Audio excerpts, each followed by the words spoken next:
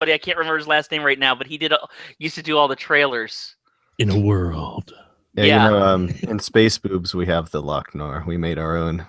I've seen Space Boobs. It looked more like Jiffy Pop, but it was supposed to be the Loch-Nor. It's the Gonzorific Loch-Nor. Yeah, well, then the Space Boob princess goes, "The Loch-Nor commands." Just to let you know, milk out of their tits with her. Yeah. And we are live here on the Spoiler Room. Welcome, everyone. No warning there. I just thought that would be a good way to start it. Andrew talking about his new project. And yes, we are closing out Animated November with another mature animated film that also involves rock and roll. We started it with heavy metal and figured, hey, why not bookend it with Rock and Rule from 1983? And to help me talk about it tonight is a great group of individuals who've decided to sit down and discuss this film with me. First off, we have Mr. Gonzorific himself. He's back in the spoiler room. Andrew Shearer, the lovely Andrew Shearer, is with us tonight. Hello, Andrew. Hi, Mark. Lovely to be here. Lovely to be lovely. Hey, I have a piece of trivia, not related to the film, but you can cut this out if you want to hear it. Go for it. So, asparagus, like when you eat it and then you pee and it smells bad. Do you know why? Why? Because what are you laughing at? Nothing. Sorry. It's fucking science. All right, I'm not. No, come on now. You can't leave us in suspense. All right.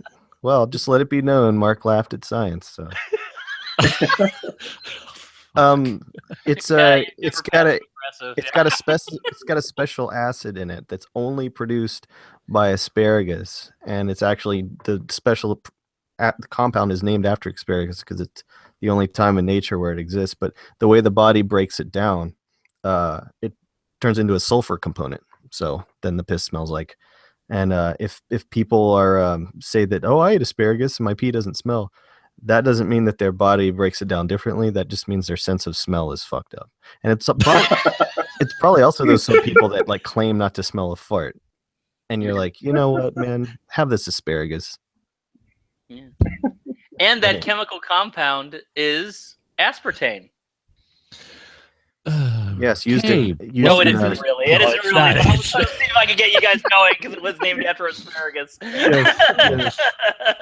Yeah. No, thank you for that. That's a very interesting tidbit. And homie, that's just for y'all for the spoiler room. That's awesome. It's Andrew's Science Minute. We're gonna have those every time he's in. Oh shit! I only know that. Well, you could just repeat that for every episode. The shortest, absolute shortest episode of Cosmos ever is when Andrew Shearer hosts, because like I was just going to talk about asparagus and pee. So now the next episode's like, you know why it's so hard to get diarrhea off of a carousel? And next to Mr. Gonzorific is Jason Zulliger. He's back with us. How are you tonight, Jason? Well, hello, boys and girls. Can you tell the difference between good and evil? Cab drivers can. Sorry, channeling Uncle Mikey. No, that's okay. You can channel Uncle Mikey. Look at what this man did to this cow. We'll talk about that in a little bit. Jason is the reason why we're doing the animated month, by the way. So thank you, Jason, for the suggestion. And good to have you back in the room tonight. And then glad to be here. Next to Jason, he hasn't been here for a while, but you heard the sweet, sweet pipes of the man himself. Scotty D is in his house. Hello, Scott. Hey, my name is Scott. Thanks a lot. That's right, Lou.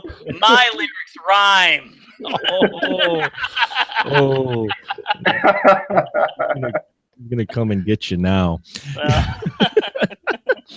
So yes, we are talking about Rock and Rule from 1983, and it's a story about a malevolent rock star who kidnaps a female singer to force her to participate in the summoning of a demon, and her band must help her stop him. And that is the basic story of it, the bare bones of the plot of this film.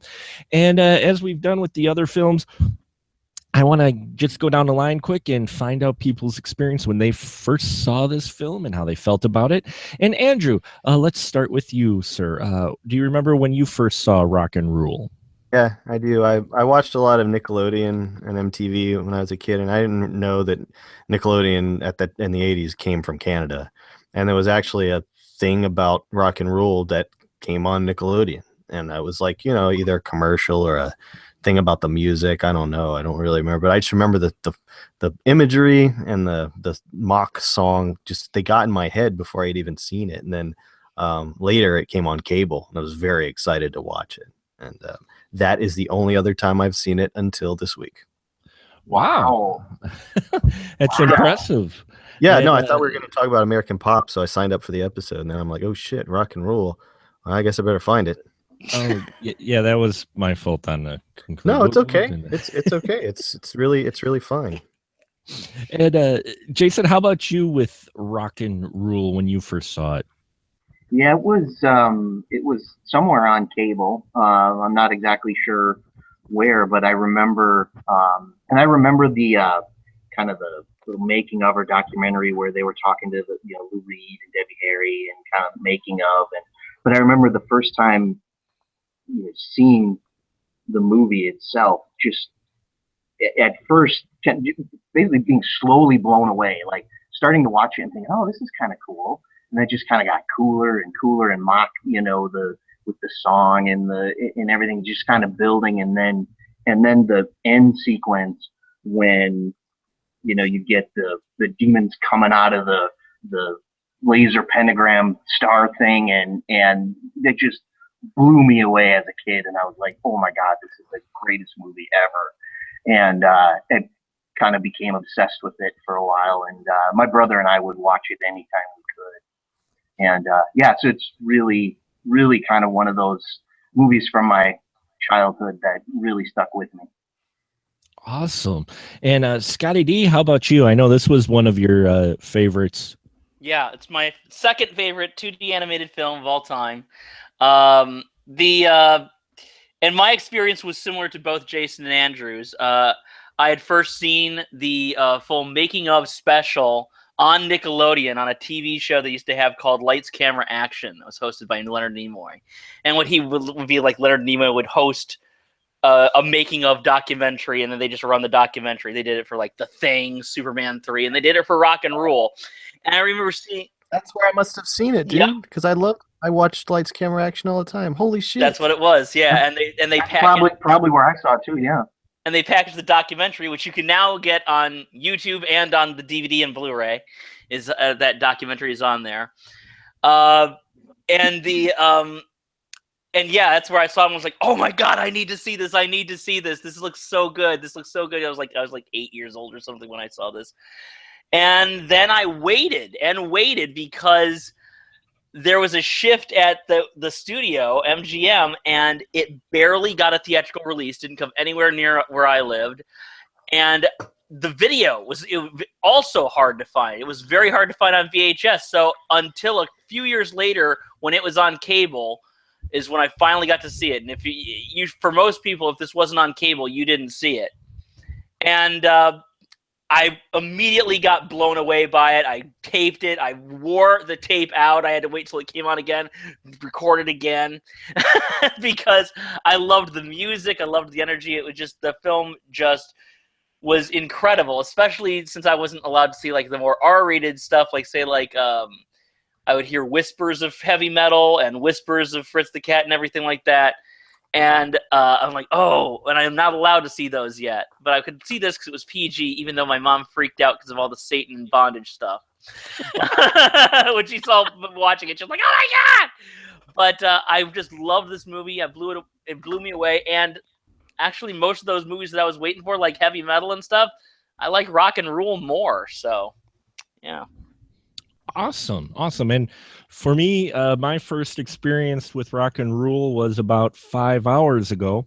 I watched it for the very first time, all the way through. Wow. I remember seeing it. Eventually, it did appear on the video shelves. And I do remember seeing it. they're occasionally on the mom and pop rentals, not like the big name rentals, but I think a mom and pop store had it there, and I would pass it, and then I'd see posters and that, and I always passed it. It always kind of looked interesting, but I never sat and watched it. And so when it came up here, I'm like, okay, not that I really needed an excuse, but I watched it, and yeah, I was I just sat and experienced it. It is a crazy film, but it's good. It's a good crazy, and I'm like, wow, I'm like, I gotta watch this again soon because it's pretty amazing. Not only the animation, but the music and the story and everything about it. Just I was like, this feels really original. It's a rock and roll fairy tale.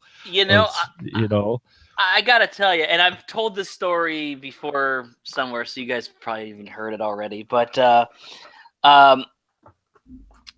Stephen Barrow, who runs Unearthed Films, he's now leaving Florida. But about 10 years ago or so, I would say, I actually got to meet the guy when he was closing up his shop, Video Mayhem in Florida, and he was just starting to get into a DVD distribution business. And so I got to meet him when he was closing up his shop, and he was all excited. He was he'll even tell you, he says, yeah, that was a weird time in my life. But so he was like all wiry and weird and everything like that, and like really excited when he started talking about projects.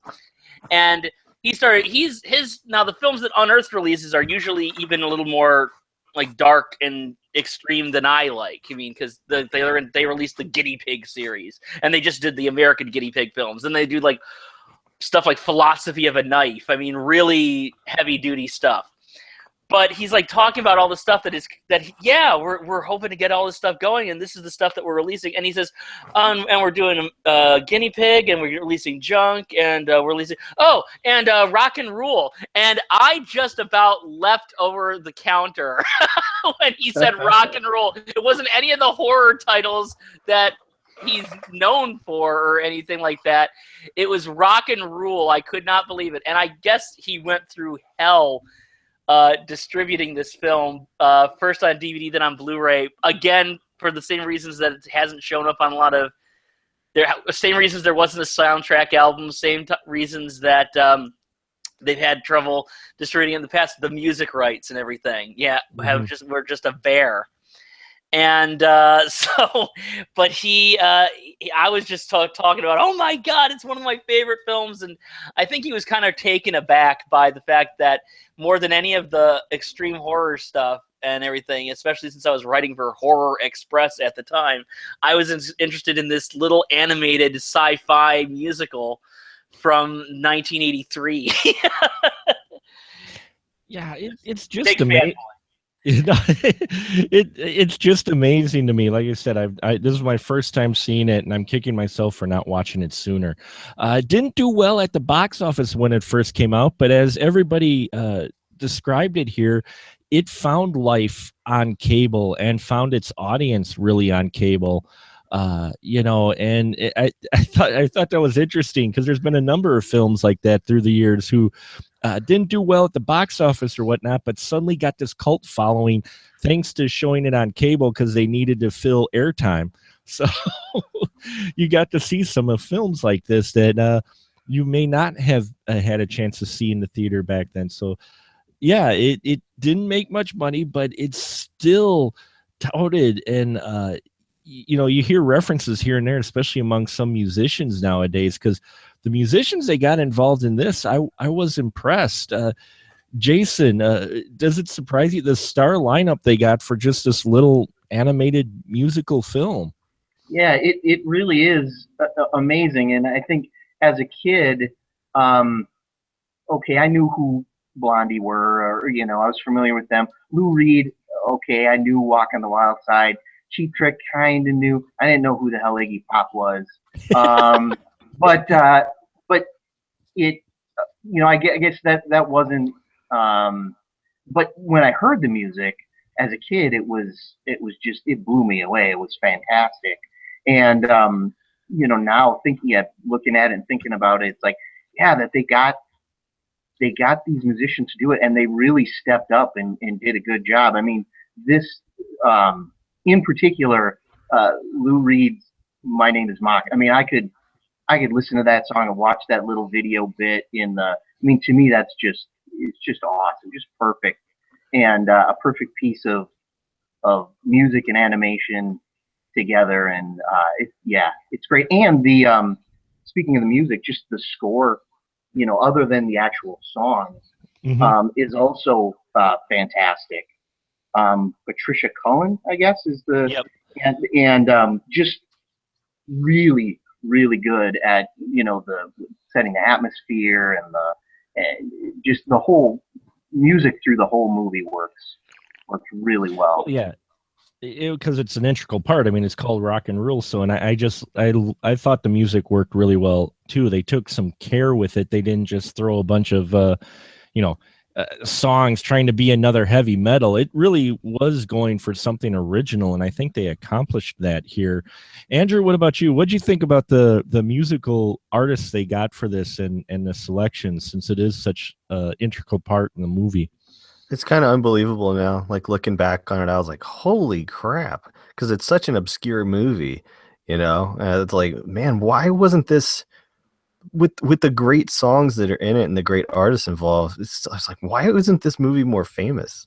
Like, why don't more people like it? I mean, I have my own theories about that, but the music is like, it sticks in your head. Like, the movie's all right to me, but like, the music is insane.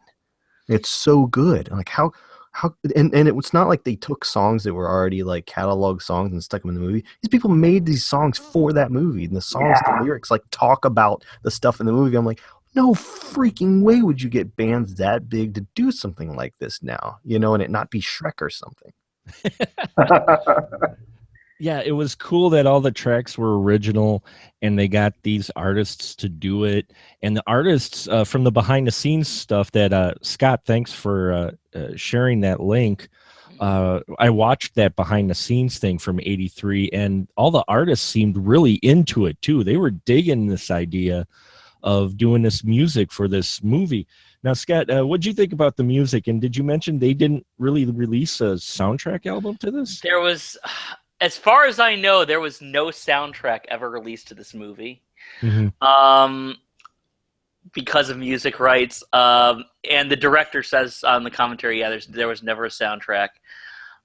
We wanted one, they didn't do one, because the studio went under new management in between, like, the time when the movie was being developed and readied and when the time was almost ready to come out.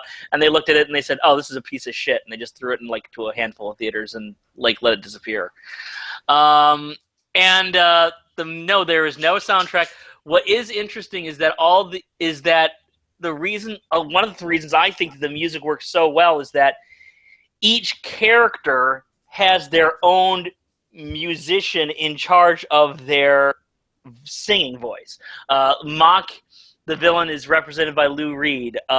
The demon at the end is represented by Iggy Pop. Angel, the heroine, is represented by Debbie Harry. Their music is written by Debbie Harry and Chris Stein, basically Blondie, because they had just broken up recently because of, I think it was part of for Chris Stein's health problems at the time. And of course, Cheap Trick is Omar's voice and the voice of the other, like, male things in the band. And when it got released, I mean, you didn't even get a chance to appreciate this music because the sound mix was so bad that, like, for instance, you couldn't hear the chorus of Born to Raise Hell until the DVD came out. And the music was so great because everybody was given basically a character. And so they looked at the character and what is in this character that I can understand. And that's why Lou Reed said this really appealed to me, because he could see, while he doesn't agree with what Mock does, he could see attributes of Mock's character in his own. Debbie Harry and Chris Stein could look at this and say, oh, yeah, I get this, with the Angel character. It's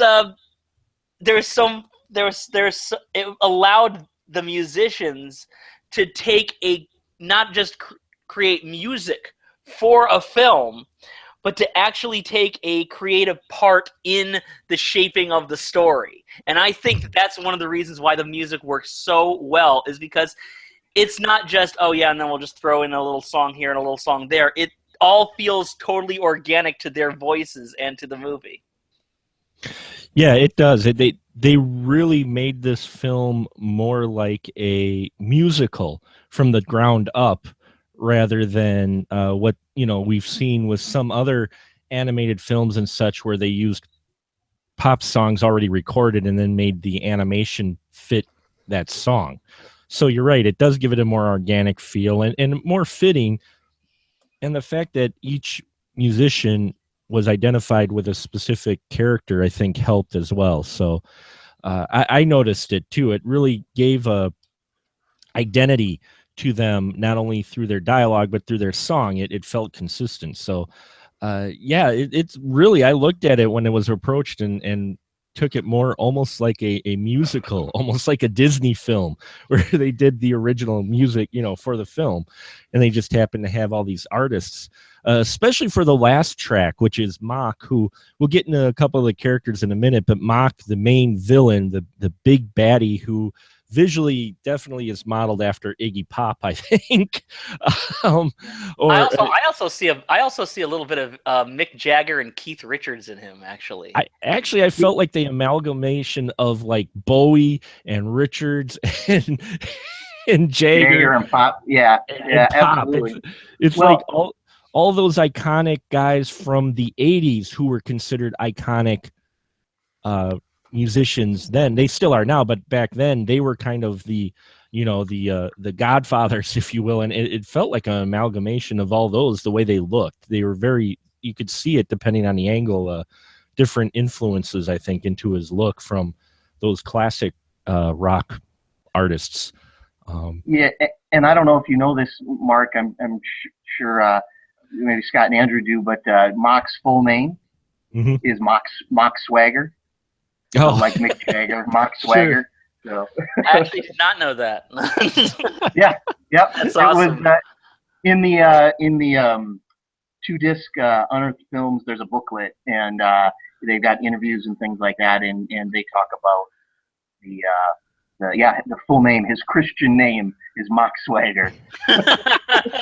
Well, and in that behind the scenes, folks, we take for granted now we have the interwebs where we can do a podcast like this, where we have folks from all over the country to talk about films, or like I collaborated with a good friend for our 1000th video for the Ghostbusters song, and he had his cousin in like Eau Claire do the female vocals, and he's in Milwaukee and I'm here in Point, and we just all did it through the internet.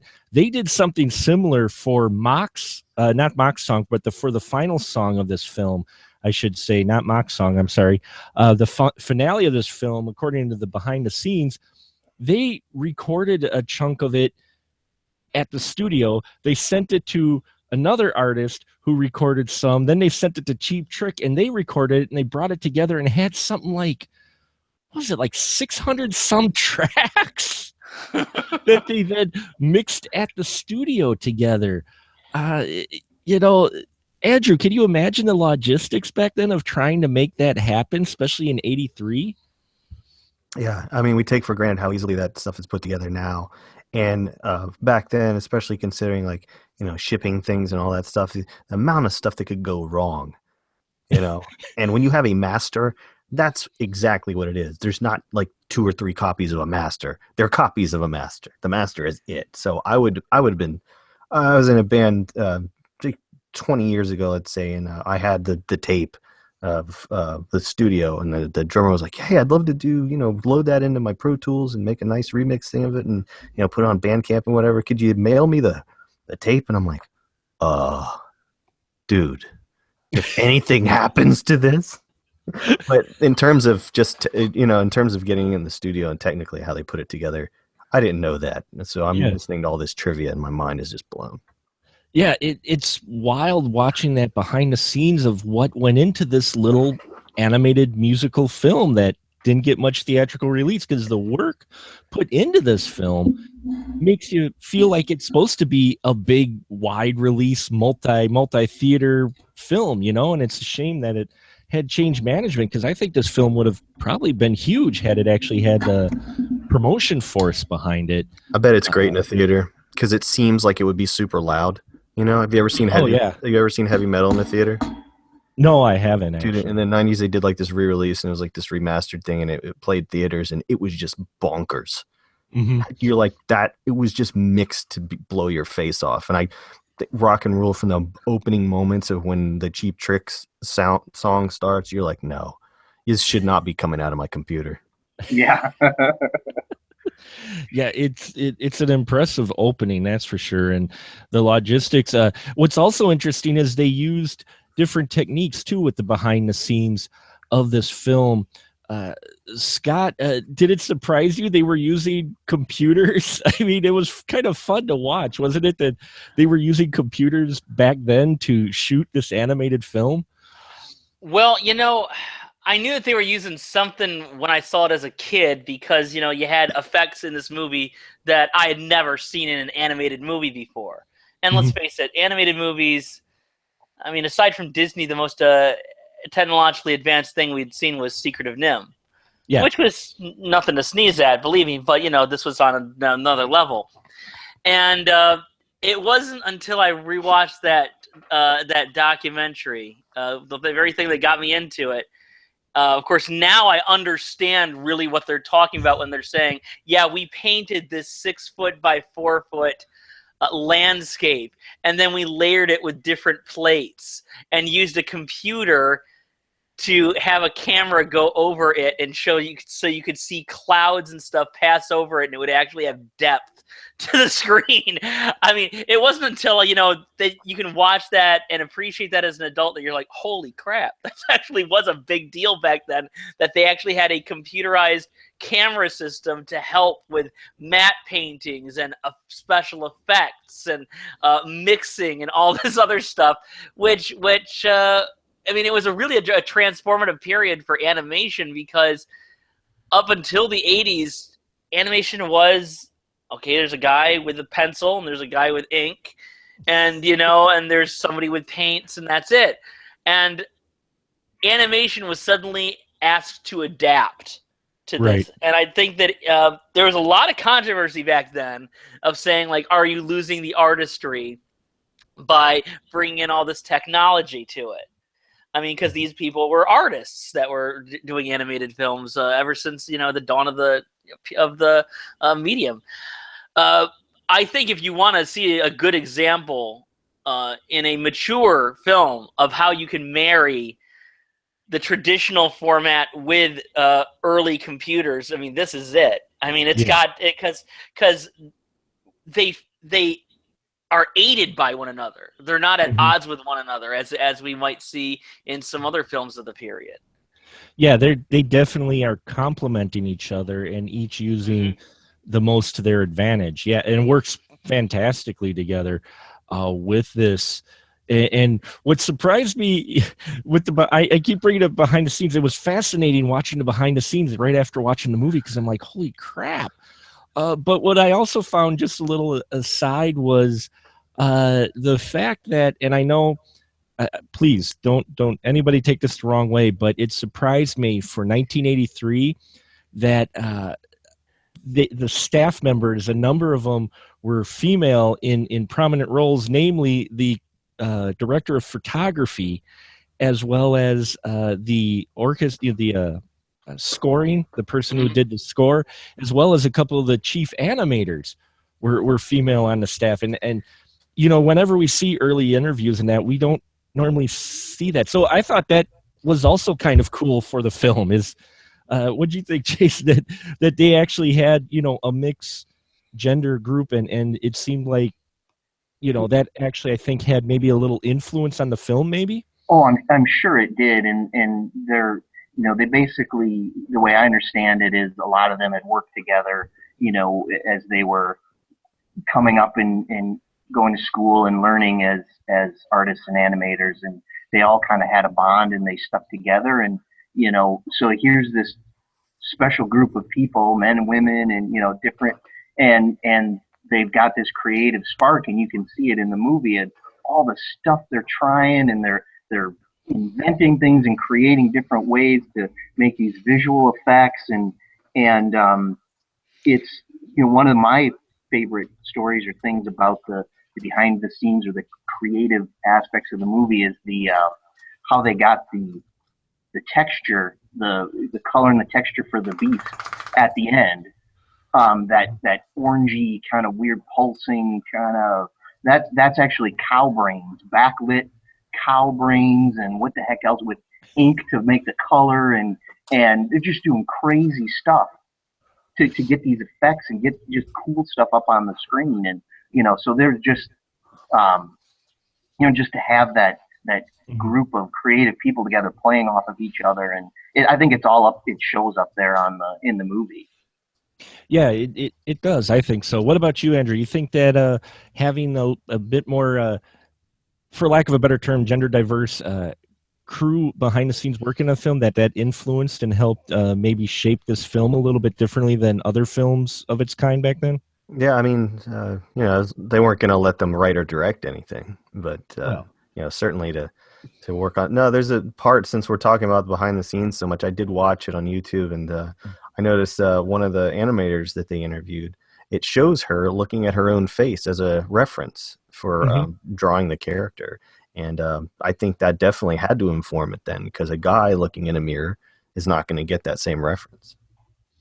Yeah, and that actually, the reason I brought that up kind of helped me transition to talking about the story, namely Angel, the woman with the proper voice to help Mok raise the demon. The Angel character, let's first talk about her character. I enjoyed her character quite a bit. Even when she was kind of in distress, I never got the kind of weak female character vibe from her. How about you, Andrew? What do you think of how Angel was written? Oh, it was cool. I mean, in a normal story like this, which is, basically the Faust story, it's been done a ton of times. Phantom of the Paradise, probably my favorite. She would have, sold her soul to Mok or whoever in order to become famous and popular and all that, or even perhaps to have a great voice. But in this, she's part of a band, and she's struggling in the spotlight because the dude wants all the, Omar gets pissed when she sings her own song. Yeah. So just to address that topic, because anyone who's ever been involved in music knows that it's mostly a boys' club. It's very dude centric, and the women can carry the equipment and certainly be there in the audience to cheer the man on. But they don't want him like on stage or creating things or doing things. So for them to address that and with that character specifically is fantastic. And even though, she ends up with her legs spread out and chained up and half her titties hanging out at the end, she's still, even though she spends most of her time in the movie having been kidnapped or abducted, Omar's not really the hero character. He's kind of doesn't really want to show that he gives a shit very much.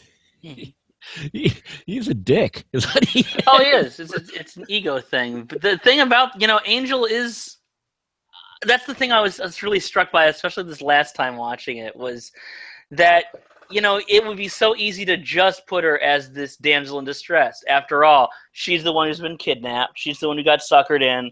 She's the one, as Andrew said, is like half naked, like strapped to a circuit board at the end, which again my mom freaked out over when she saw it.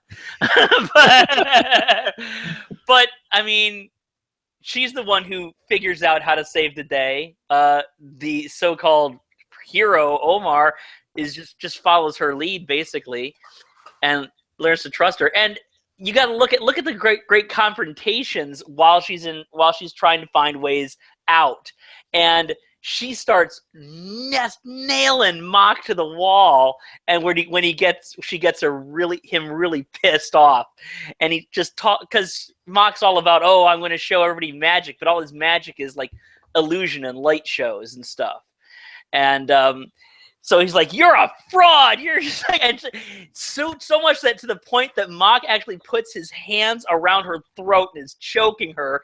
And what does she say at this? What? No hocus pocus? Like, I just like boom. I'm like, Yeah, but what a dumb motherfucker. I mean, he can't get what he wants if her throat is crushed. Why would? well, you that know? was I think, and that was the idea, is that she was Yeah. trying to find any way to get. To make sure that he doesn't do it, even if it cost her own life, she was willing to do that. Yeah. And I think she was trying to piss him off like that to that degree where he'd be like, "Oh shit," you know. But I mean, because she was trying every way. She tried to escape, it didn't work. She tried to seduce, it didn't work. You know, she's in captivity, but she is very far from helpless. You know, I think she's a really good character. Yeah, I mean, the minute she's in a cell, she's looking ways to escape. I mean, she doesn't stop. She doesn't, just sit there and go, great. No, she's already, she's like, oh, hey, the sister of the guards, a way out? Okay, let's go. If she really wanted to fuck with him, she'd be like, hey, I'm going to smoke cigarettes and drink Dr. Pepper. I'll never drink now. Don't shout the identification. My voice is screwed. Jason, how about you with Angel? What'd you think about her? A little bit different for especially the time that this came out? Yeah, she's a great character, and she always has a plan, and she's always thinking. And I never viewed her as a weak character. And I wanted to go back to something though, and I don't know if anybody's seen The Devil and Daniel Mouse, but Andrew, your comments about it being the story of Faust and the if it was more traditional, Angel would have, sold her soul to the devil. Well, The Devil and Daniel Mouse was made by the same producers a few years earlier, and kind of Rock and Rule was the next step. But Devil and Daniel Mouse is very much like that, and in that, it's basically the Faust story, and in that there's two mice, musicians, and the female mouse sells her soul to the devil and has to be saved by the male mouse. So very, very stereotypical, and very, the female character was not well developed, and so Rock and Rules kind of took that story and really made it much better and more sophisticated and nuanced, but I would recommend if you're a fan of animation and this style and this movie, to check out Devil and Daniel Mouse, because the animation and the voice work for the devil, Beelzebub, in that short film is fantastic. It's the highlight of that. I don't know if it's 30 minutes or whatever it is. Looks like it's on YouTube. Yeah, the movie Rock and Roll's on YouTube. The behind the scenes thing is, and apparently this is too. Yep, Awesome. check it out. The story's real simple, but it's worth it just to see what the animators and the voice work on Beelzebub. It's fantastic. It's really cool. Cool. We'll have to check that out. And yeah, I dug the Angel character quite a bit. And Jason, they even throw a little red herring and almost expectations for the audience in there, because we cut to them in the mock blimp after he figures out he couldn't he failed the first time trying to resurrect the demon and ended up wiping out Carnegie Hall. So he's back, and we see Angel, and she's doing kind of the, oh, I can't resist you anymore. And I kicked myself, because they almost had me believing she actually was broken. I'm like, oh man. No, I never believed it. Never believed it. Never fell for it. See, and I did, and I feel bad, because I'm sitting here going, well, here we go, 80s, she got broken, and I'm like, oh no, shit, she didn't. No, see, that's what I said. She's always got a plan. She's trying to find the angle to save herself and to stop what's happening. So, yeah it's great.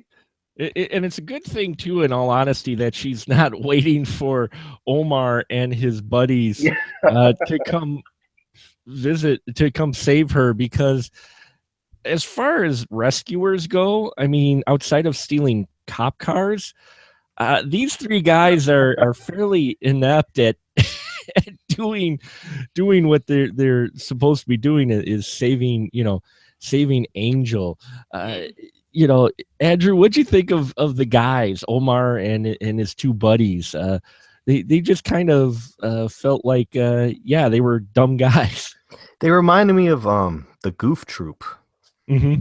The way they look, you know, it was Sure. like it was real, like it was almost it was that seemed to be like a weird ass juxtaposition, because you're like, this is supposed to be an adult oriented movie, and there's some gruesome shit in it, and yet these characters are like out of, you know, like out of a Disney movie, like as far as the way they look and stuff. Mm-hmm. Well, and even the way the comedy is pretty it leans towards the childish, despite the mature subject matter too. Yeah, it's true. The comedy is more like a Don Bluth type comedy. Mm-hmm. It does kind of have a resemblance. Well, that's because too it was, like you said, this is the first time I watched it, so I didn't even catch how it said that after World War III, the reason the people look like this is they evolved from rats, cats, and dogs. So it is Goof Troop. So it is Goof Troop in a way. Yeah, it's a little bit more mature Goof Troop, and these three guys. I mean, Omar is the leader of the leader.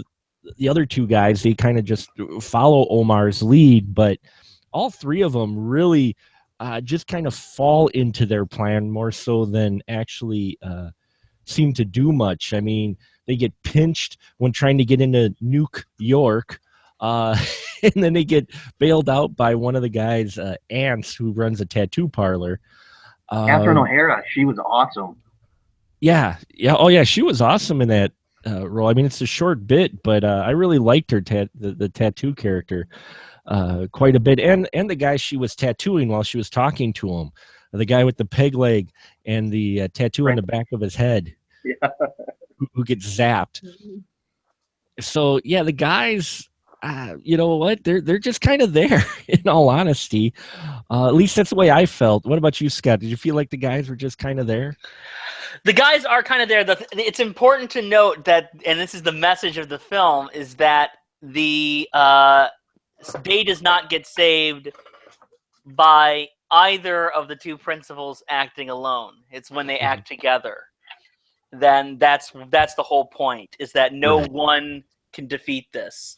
It has to be one heart, one voice, one song, but together. But yeah, I mean, the Dizzy and Stretch, they're great characters. Don't get me wrong. They're great characters. They're mostly comic relief. Dizzy's just kind of silly. No. Dizzy, Stretch is just kind of silly. Right. And Dizzy is kind of a conscience, is Omar's conscience, you know? And Omar, the thing is that it's ego. It's all about ego. And you can almost see him, like, if he were to become famous, like, the danger would be that it would become somebody like Mock. Because he isolates himself, he doesn't talk to people, he doesn't share his feelings, and he feels threatened when anybody else wants a little bit of that spotlight that he's hogging for himself. And it's how he kind of overcomes that ego. And learns to trust Angel. She says, "Trust me, I can do this." And then there's like a nonsensical bit of dialogue in the American version. In the Canadian version, which I finally saw last night, Jason said he saw it too. He says, "No, what are you doing? We got to run. We got to get out of here." And she says, No, trust me." And it looks like everything is about to be lost, and until you hear his voice come into it. So the guys are important, especially Omar, but it's all about but she's really the catalyst. She is the main hero of the piece. However, it's all about not any one person having, you know, the spotlight. It's about, no, you have to work together on this. You have to be, you know, bonded with each other, with complete trust and harmony. Otherwise, the demon wins. You know, and you know, that's, I thought it's a really powerful ending, a powerful message, and it's a really great way to introduce some characters that, you know, he's not just a tough guy, he's a dick. He's a total dickhead, you know. He's just all got this big old chip on his shoulder, and it's about it. So you actually have this animated movie with some very flawed characters, and seeing how Omar overcomes that is kind of one of the more interesting things in the movie. Yeah, I thought it was interesting at the end, though you do kind of see it telegraphed when it gets prophesized or whatever by the computer, which is attached to a gigantic brain, Mox's computer, where she says only, one, there is no one that can defeat you, one heart, one song. Was it one heart? One voice, one heart, one song. Yeah. Yep. And the minute I heard that, I'm like, oh, it's gonna take two people. See, when I first saw this, I was a little kid, and I was a little slower on the uptake. so it wasn't until I'm like, oh, I get it. Mock doesn't get it either. So I'm like, No, okay, I don't feel so bad now. well, that leads me to Mock, our villain in here, and voiced by Don Franks, who recently passed away. If Andrew, you mentioned it earlier, unfortunately, that he passed away recently, but he voices Mock, and Mock is an interesting villain as well, because what I first loved is the fact that when he's introduced, we don't actually see what Mock looks like for like 20 minutes. I mean, he's there, but he's in the shadows constantly until he does his kind of David Bowie appearance reveal. But for me, it almost felt bad. I almost felt a little bad for Mock, and maybe I'm a bad person for it, but I had a little sympathy for him for being the aging guy who was a big name. He's kind of faltered, and he's trying to look for that big break again. Now, granted, it also meant the destruction and eating of your audience by a big, huge demon that you raised from hell, but still, I think there was a little sympathy for Mock. Andrew, what about you? Do you think they built maybe just a little bit of that into him, or is he just pure evil and I'm misreading him? Well, I think the sympathy is because he's probably the best character in the movie. So, you're like, yeah, I mean, the animation is the best for Mock. He's got the coolest song. You know what I mean? I mean, why not root for him? He's pretty badass. But yeah, I had, even though he's got evil plans, I had that sympathy, a little bit of sympathy, because you could kind of see in a twisted way what his real motivation was. A guy who wanted to get back into the limelight, basically, and live forever. And have that power. But I mean, you can kind of apply to Mock a lot of things that we've seen a lot of our musical icons become.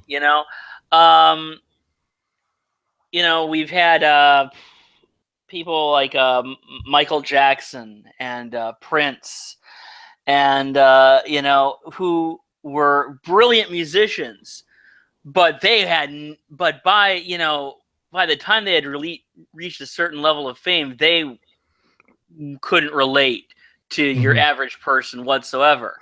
They had kind of shut themselves away in this great palace. They of their own making. They could have just about anything they wanted. And so now Mock's kind of been in that world for a long time, and he's been showing people these like magic shows. He always had to show spectacle with his performances. But as I said earlier, it's all illusion. It's all like enhanced by computers and stuff. And so what happens? The real backstory was that he saw two seats were. Oh, you cut out there for a minute, Scott. Oh, I'm sorry, go ahead. He said, okay, can you hear me? Yep.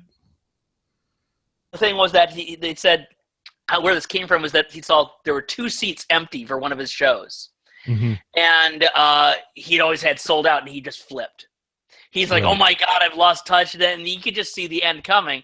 And so now, ironically, he is showing them some kind of new magic, but it's directed not to wow them or to awe them, but to destroy them. Right. The audience, who he feels betrayed by. You can look at this and say, yeah, you see that. You can see a little bit of, some of the icons of our past. Does it excuse it? Absolutely not. No. He has almost voluntarily given up a great deal of his humanity.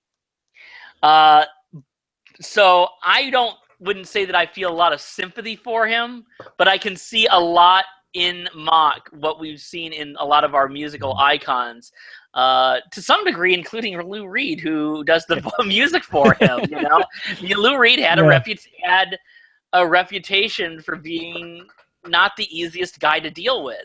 Mhm. You know, and so I mean, you can actually apply a lot from what we've seen by people we admire in the villain for this piece. Yeah, you can, and like I said, I felt a little sympathy. I wasn't excusing what he was doing either, but at the same time, I think they wrote. Andrew's right. I think they wrote this character really solidly, and you can see his motivation, and you can kind of sympathize at least with his motivation, though you don't agree at all with the way he's going about it. Jason, how about you with Mock? You feel he's probably the most solid character, but also, you know, it has some depth to him more so than the others. Yeah, well, and just, you know, obviously he's this huge rock star, and so they did a really good job of, you know, showing the charisma that he does have, you know, and so yeah, okay, the guy's egotistical and downright evil at the end there, but he still has this, you know, charisma and way of drawing you in. And so, yeah, I think Andrew and Scott's comments are spot on, and he's probably the strongest, best character in the movie, and so you kind of can't help but root for him or have some sympathy for him. So, I mean, I wouldn't say I have sympathy though, man. He does a lot of dumb shit, like some basic villain shit. Yeah. Oh yeah, absolutely. That's what I'm saying. Like I don't sympathize, but I think you can see. But I think you can connect the dots and see like what a cautionary tale he is. Like you don't put a vent above where your room is when you're like, are you brand new? Have you never seen a movie before, Mock? I mean, it's the future. Yeah. You know? And he says a lot of basic ass villain shit too. It's like He does. You know what I mean? Like I just meant like it's obvious, man. You could tell when the writers of something or the makers of something have a favorite character.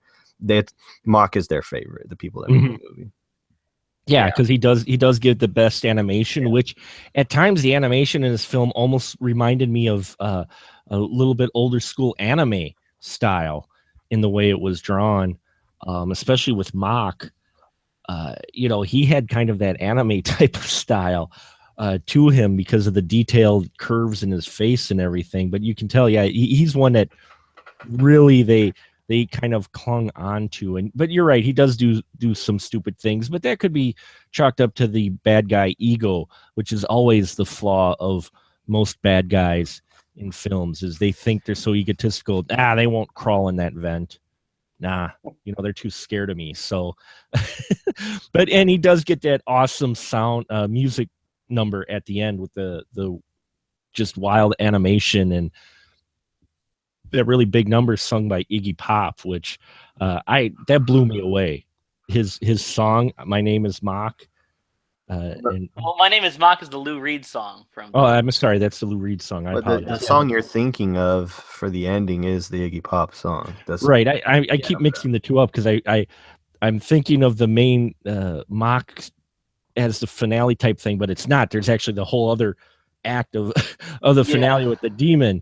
Yeah, the demon is the Iggy Pop song's called Pain and Suffering. That's what it is. Yes, and thank you. And the idea, even though they kind of have Mock singing it at the end, which doesn't make a whole lot of sense, it's meant to be kind of like the musical representation of the demon, which is why it's all down with his voice. I will never be able to do with my voice what Iggy Pop can do with his voice. So, but you know, he's got that like very guttural kind of sound where it looks like something sounds like something that the earth just belched up, you know.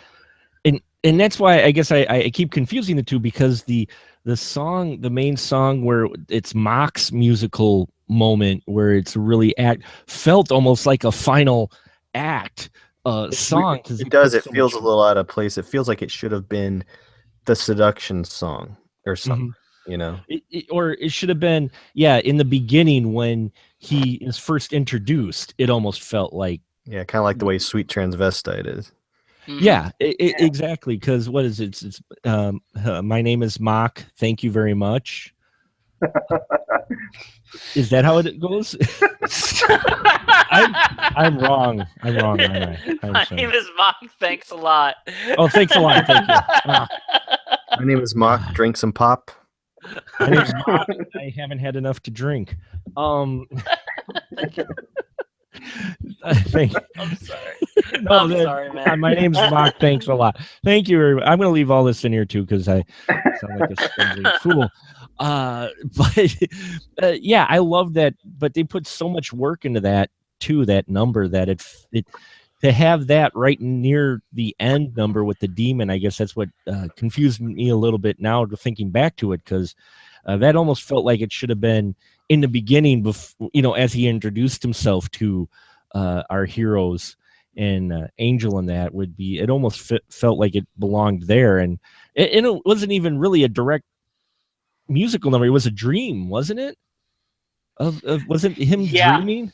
Yeah, I think was he like doing drugs and stuff like that, and kind of spaced out, and kind of goes into that little video thing or whatever. Well, he wakes up from it like in like a cold sweat and immediately like lights up like a space joint or whatever they have in the future, and because you can tell it's that he's become so withdrawn and paranoid, right? And of course, because like what's the last image in that you see in that video? It's his body falling through this vortex. Oh, what happens to him later on? Yeah, he falls to and so he wakes up in this cold sweat. Yeah, and it's kind of a lot of his paranoia and fears and everything like that. And so he's kind of in his daily life just drugged out and kind of trying to put on a show for everybody, including himself. Well, and what gets me is he doesn't realize here he is worried about wanting to live forever and having the demon help him do that. And here he is back in Ohmtown, which is shaped like a guitar, by the way, which I love. And the fact that it's named Ohmtown, you electricians out there will catch that reference. But he still packed the theater. Here's this guy thinking that he needs to do more. And you look at the audience that he had at the end there in the finale when he's trying to raise the demon, and Andrew, is he missing it that he's actually still very popular? I think probably his penis just stopped working. So it wouldn't matter if everybody was there. His penis stopped working. My name is Mock. I broke my cock. I mean, there's clearly, if he would have just had Viagra back then you think it was there might be something to that, though. All joking aside, there might be something to that. Actually, I mean, there's so much sexuality in rock and roll. I don't know. No, every story written by a guy basically breaks down to either dicks or fathers. Well, actually, you could Andrew, I think you're onto something now that I'm thinking about it, because it would make sense of why the angel seduction didn't work on him either. We're really digging into this now. If it didn't work downstairs, it would cause possibly such an aggressive action with her trying to seduce him, and ended up reminding him that something doesn't quite work down below anymore. Holy crap. And just put a whole nother level to him. If only those animators at Nelvana could have just put in like 10 frames of a flaccid animated cock. Could have ended the whole debate whatsoever. If we put the peener in, we can't have the Earth, Wind, and Fire. And yeah, exactly. Later on, when we're examining the later things done by Nelvana, we're examining like Eek the Cat, Beetlejuice, the Care Bears. We like watching Care Bears and say, hey, remember when these times these guys animated a cock? Hey, that didn't work. Okay. Go through the Care Bears movie frame by frame, you'll find it. It's in the second one with the Care Bear cousins. What are you so grumpy about? The Care Bear spirit has a whole new meaning now. Why don't you go ask Birthday Bear? And on that note, I think we're going to wrap up our discussion here on Rock and Rule. Folks, let's just go down the line quick and get your final thought on this interesting animated film. Andrew, go ahead. Your final thoughts with Rock and Rule first. Man, I appreciate, first of all, I appreciate being invited on here. Thank you. It's very awesome. Had a good time. Rock and Rule, the music I think is great. I don't think as a movie, the film itself matches up with how good the music is. It, to me, couldn't really decide what it wanted to be. And that's the mark of the best cult stuff, really, is things that just don't follow the mold and take a lot of risks, and which it does. And I was sitting there watching and going like, oh man, if they were human and in the future, would I like this more? Would this work for me more? If it was, either could make a decision, is this for children or is this for adults? And if it's for children, then don't make it so dark and gross. And I'm also very haunted by any time the music is out of time with when the movie takes place. From anything from like, Flash Gordon, the movie, the way the Queen music is used. That to me is just kind of, it's got a haunting quality that I can't really describe. So do I like Rock and Rule? Yeah, I do like it, but is it like, do I think it's better than the Bakshi stuff or heavy metal? Probably not, because it just, to me, is there are too many inconsistencies with it to me for it to have like, like a really kind of brilliant quality to it. I think there are just some odd decisions that I can't and maybe listening to the commentary or something would answer those questions for me. But right away, the big takeaway for me with Rock and Rule is the music. It's amazing.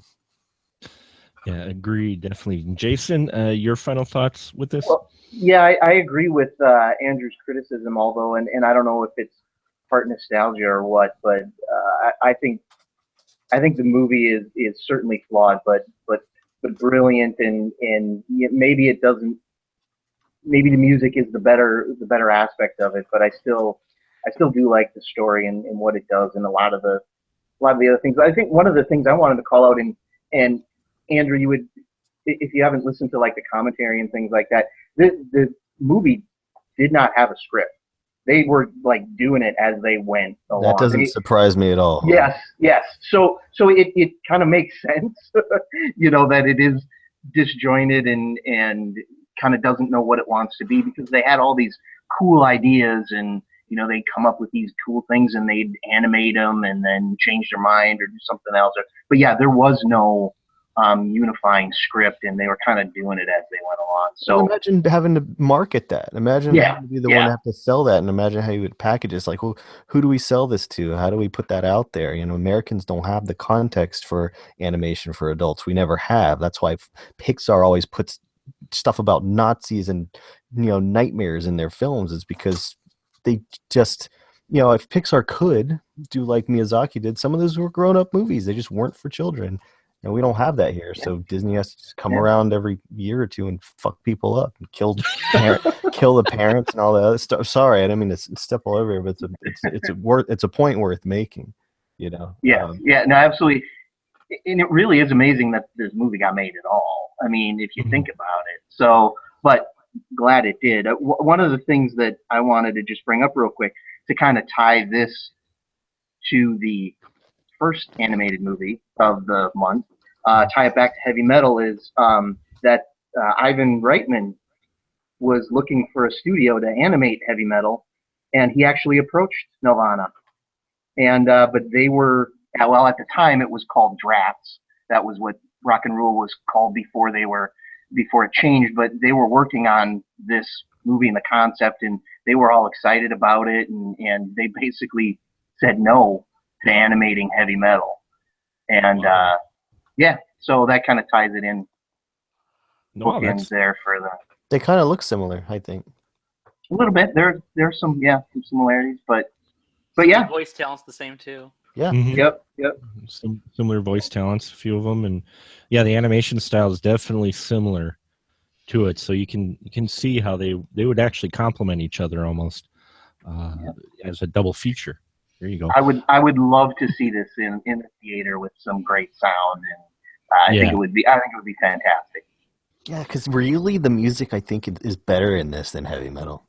Mhm. Yeah. Oh yeah. I mean, I like the music in heavy metal, but yeah, it's just songs that weren't made No. specifically for the movie, and so yeah, Well, this is the music is integrated much better in rock and roll. Yeah, well, with heavy metal, it felt more like, oh, here we go, music montage to a really cool song that's popular right now. And in this one, it's a musical number that was written specifically for the film. So yeah, it definitely works. The music works better. They're great soundtracks. Don't get me wrong. I love the heavy metal soundtrack. You love every song on heavy metal. I do. Mm, I enjoy Just asking a question. I was just asking it. No. Oh, I thought you were telling me. No, I do. I enjoy every song, and they're more than others. But I do enjoy it, and I enjoyed every song here. If I could find a rock and roll soundtrack, and it was reasonably priced, which it probably wouldn't be if there was ever one, I would definitely pick it up because it's music that I could hear, see myself listening to over and over again, just in the car, much like with the heavy metal soundtrack. Wait, so is the Blu-ray made from a print? oh, Because if someone has a print, someone would have the soundtrack. well, it's a matter of music rights too. Oh, Is the that's thing? true. It's music rights. I mean, a lot of this stuff never showed up anywhere else besides the movie. A few things did, like Earth, Wind, and Fire's "Dance, Dance, Dance." I have that song. I love that song. That showed up on their stuff. Debbie Harry wound up reworking Angel's song "Send Love Through" and into "Maybe for Sure" from the Deaf, Dumb, and Blonde album. That kind of stuff, and you can even get like a. I imagine it's out there as a torrent. I remember getting it from the Usenet groups back in the day. Someone said, "Oh, rock and roll soundtrack." I'm like, "Get out! They made one?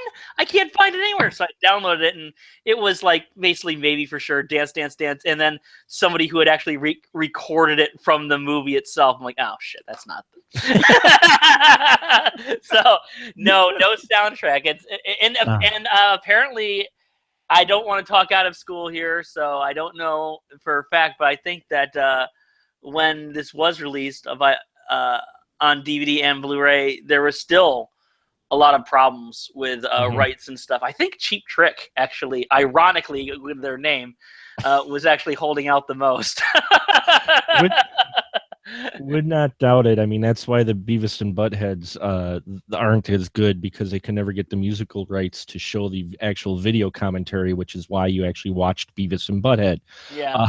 It wasn't for the animated skits in between. It was their music video commentary. But yeah, licensing there too. It's wild how the music licensing really could, especially for us who love film so much and want that material, how it screws it up for us because you can't get it because they're in a license battle or I want more money type of discussion. So that's what I understand was from. I don't want to say for certain, so I don't want to get anybody in trouble or anything. But like that's what I've understood was the case. It wouldn't surprise me none. Let's put it that way. And Scott, how about you? Your final thought with this movie, besides it just being your second favorite animated 2D yeah, obviously. What's your first favorite? The first favorite is going to be covered in March on the Spoiler Room. Yes. It's a goofy movie. No, it's not a goofy movie. It is not a goofy movie. It is not a goofy movie. It's My Little Smurfs Pony too. movie. No. The Rainbow Bright and the Star Stealer. No. There you go. No, it's Which has a cock in it. Does it? I have no idea. No, it doesn't. I don't know. That's the Little Mermaid cover. Well, I don't know. Howard R. Cohen did that, and he was with the Corman Group, so I don't know. Anyway, but yeah, obviously I love this movie. I mean, it's as they mentioned, my second favorite 2D animated film of all time. I think it's brilliant because I think it does have such a great mixture of the mature and the childish. I think it's makes for a good sci-fi adventure film, makes for a good rock musical. If I had any complaints, I'd say could be like a couple minutes longer, maybe throw another musical number in there, but it's so great. I mean, it has such a great wide array of characters and music, and it's got such it takes a well-worn story and turns it into something completely original. I don't know. There's just so much that I could say about this movie. It really blows me away. I love rock and roll. And I will mention, since this is about one of the last things, as I mentioned it briefly before, and it's on the DVD and stuff. It was hard for me to finally watch it, but the voice of Omar in the American version, the most popular version, is Paul Lamont from. He's from Melvin and Howard and American Graffiti. And that was added after the fact. And there's lots of little weird nonsensical dialogue snips in the American version that made no sense until you saw the original Canadian version, which has not only a different voice for Omar, but also a slightly different voice readings for some of the characters. Isn't there cuss words too? There's one or two, not many more, but there's one or two. Like, for instance, when he gets picked up, instead of saying, "I'm sorry, dog breath," he says, "I'm sorry, dick nose." That kind of stuff. It's just little tiny things. But there's little alternate takes, slightly longer scenes and stuff. And if you ever get a chance, I would, even though the quality on the Canadian version is terrible, it's like second or third generation VHS because the original film elements were destroyed. I would recommend watching that. I would watch both versions if you ever get a chance to. But rock and roll, it blows me away. It's got a cult following, but it's such a small cult following. It deserves to have so much more because it's a relic of its time, but it was so inventive with what it tried to do, and I don't think you'd ever really get anything quite like it again. Yeah, I have to agree. Like I said, first viewing was today before we started recording, and I really enjoyed it. I enjoyed it for its kinetic energy, the visuals. I'm big on visuals. What they did with it, especially for 1983. I had a real appreciation for it. Enjoyed the music quite a bit. You didn't quite tell where it was going to go, but that makes sense if they didn't really have a script for it. It's a fun movie quite a bit. I think it surprises people, and it's a unique one, and you don't get many of these films, whether good or bad. And just as a side note, I believe this was the first full feature English speaking animated film from Canada released. That's what I've heard. Yeah, that's what I've heard as well. So it's got a little bit of a little bit place in history there for a first as well. So, but I enjoy it. I'd recommend it, especially for those who have been fans for the other films we've covered this month. Check out our other segments, the heavy metal segment, Wizards, Watership Down, which was kind of a therapy session for all of us, and this one. Hope you've enjoyed Animated November, and we will be doing this again, as Scott kind of mentioned it already. We will be doing another one of these in March. You can stay tuned for the lineup of that. That'll be posted later as we get closer to that month. And so now we're going to just do real quick here the Pimp Your Stuff, as the great Grand Poobah Derek Carey would say. Promote your stuff and tell people where they can find you when you're not talking here. Andrew? Oh, hey, everybody. www.gonzorific.com, GONZORIFFIC. We got some weird movies there on DVD that you can buy, reasonably priced, made by my friends and I here in Athens, Georgia. Lots of giant boobs and stories about butts and ghosts and chainsaw lesbians and all that kind of stuff. Also, if you don't want to pay for anything, YouTube channel has a lot of our stuff for free. And if you just want to watch stuff on your TV, on demand, your computer, your tablets, whatever, what have you, on Amazon Demand, we have our movies Late Night Cable, Pajama Nightmare, Mondo Gonzo, and the Underground Cinema with an S. It's just full of crazy shit. Definitely check out that crazy shit from Gonzorific. And Jason Zolliger, any word on the next Chaotic Evil movie? Oh, someday in the future. If you ever want to see the first one, and you can look it up on Vimeo, or there's a Facebook page, Chaotic Evil Movie. Make sure you get the right page, because there's some weird Chaotic Evil pages out there. but that'll have a link to the Vimeo where you can watch the Chaotic Evil 1, Chaotic Evil 2 will someday, Mark, someday. I hope so, because I just really dug Chaotic Evil. I think it should definitely be watched, especially those who are gamers, especially tabletop pencil paper gamers really should see Chaotic Evil. So fun time. Thank you, Mark. Glad you could have this. And Astro Radio Z popped in here, and they mentioned Chaotic Evil 2 dropping in 2050. Come on now. 2045. Give the man some credit. Yeah, give me some credit here. It's Scotty D. Where can he find you at? Well, okay. I do have a website and everything like that. It has been very inactive, especially these last 6 months or so. I will be getting that back up and running probably by the end of the year or beginning of next year. It is movieocrity.com. And if you want to catch episodes of my web series, Movieocrity, which talks all about exploitation films and such, you can catch that on YouTube. And I recommend you check it out on Vimeo if you can. Vimeo.com/channel/Movieocrity, because they have all the episodes, not the, including the ones that YouTube were being real assholes about.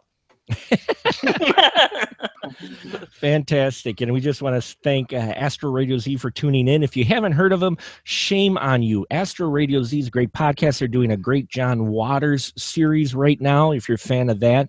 I believe Andrew Shearer has been in on those discussions. Those are fantastic discussions.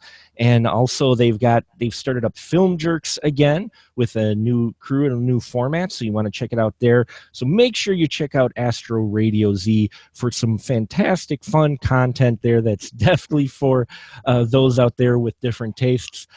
We appreciate you tuning in, Astro Radio Z. In case at all you're curious about my stuff, go to specialmarkproductions.com for all your Movie Man needs.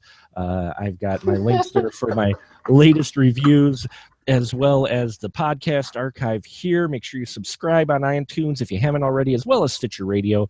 We appreciate every single one of you. And now, say good night, gentlemen. Good night, gentlemen. Good night, gentlemen.